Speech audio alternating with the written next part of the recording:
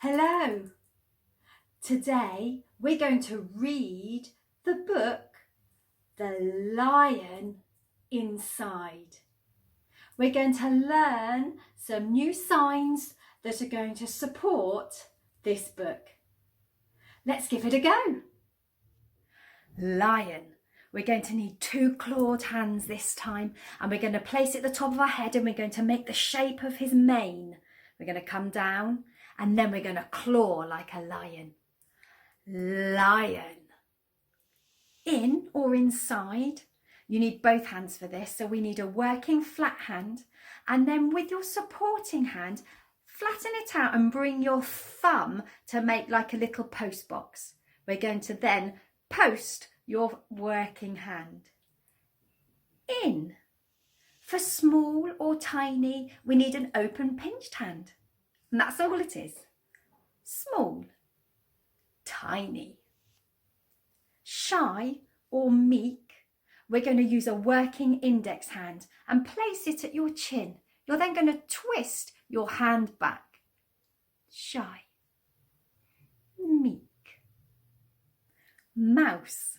The sign for mouse, you need your working index hand. Place it at your nose and then twist. Mouse. Mouse. Big. We need flat hands this time, and we're just going to place them in front of ourselves and show how big something is. Big. Loud. The sign for loud, you need a bunched hand, so bring your fingers down onto your thumb, place it by your ear, and then spread them out into an open hand. Loud. For roar, you need a clawed working hand. Place it by the side of your mouth and then arc it forward. Roar. Roar. To shout, you need a closed hand, your working hand by the side of your mouth, and then you're just going to spring it open to an open hand. Shout. Shout. Friend. The sign for friend, you need your flat hand. Use your working hand and place it in front and just interlink the thumbs together like you're shaking hands with your friend. Friend. Dinner. This time we're going to need N hands. We're going to place them in front of our chest and then we're going to go up and down like our knife and fork. Dinner. Winner. This time we're going to need a fist hand, and then we're just going to circle it round really quickly. Winner! Scared. If you're scared, let's use our clawed hand. We're going to bring it over our heart and we're just going to quiver it. Scared. Now that we have learned the signs, we're going to be able to read and sign the story together.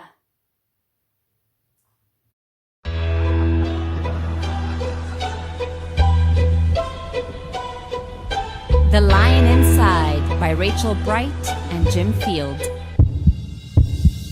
In a dry, dusty place where the sand sparkled gold stood a mighty flat rock, all craggy and old. And under that rock, in a tiny full house, lived the littlest, quietest, meekest brown mouse. He was so very tiny, so incredibly small, that nobody noticed him ever at all. He got trod on and sat on and missed out for stuff, ignored and forgotten. Yes, mouse life was tough. Meanwhile, far above, on top of the rock, times were quite different. It was lion o'clock. This huge tootin' creature made sure everyone saw how important he was by how loud he could roar, roar. He was head of the pack. Roar, roar. He was shouty and tough. Roar, roar. He loved showing the crowd he was made of strong stuff. Yes, all were impressed by this mighty king cat. If only, thought Mouse, I could be more like that. Then late one dark night in his Minnie Mouse bed, the cleverest thought popped into his head. He jumped from the covers and held up a paw. I've got it, he said, what I need is a roar. Roar, roar, roar. I mean, what if this mouse with the weeniest squeak was a little more grrr and a little less meek?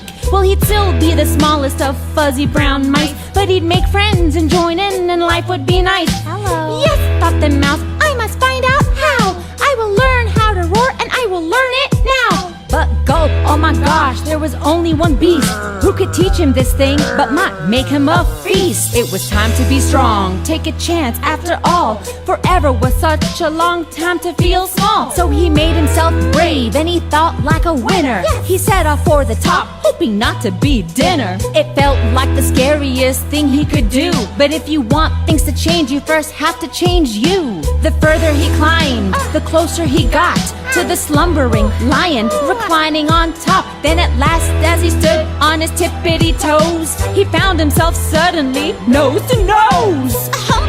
Gulp, pardon me. Wake up, Mr. Lion, you've got company.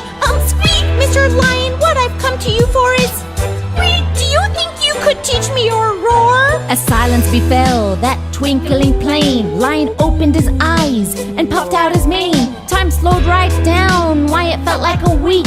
Then he opened his mouth and let out a The lion was shaking, his paws all a fumble. He was backing away with a scrambling tumble. Don't hurt me, he whimpered. Oh, try to be nice. Well, my goodness, this lion was frightened of mice. Don't worry, Mouse peeped. I'm a friend, not a foe. Let's rock this together. We'll have fun, don't you know?